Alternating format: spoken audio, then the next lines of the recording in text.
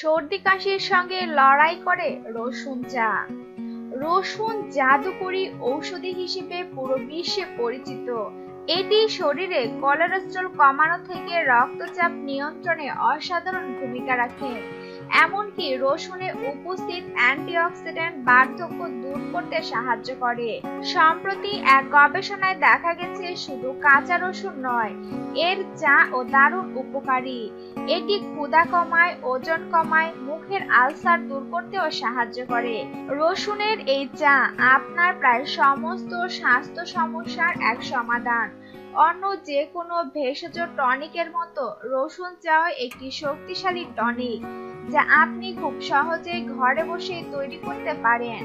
মৌসুমী সর্দি এবং কাশি থেকে লড়াই করতে সুস্বাদু পানীয় নাও হতে পারে, তবে সংক্রমণ থেকে খুব সহজে আপনাকে মুক্তি দিতে পারে। তাহলে এবার জেনে নিন কিভাবে আপনি ঘরে বসেই রসুন চা তৈরি করবেন।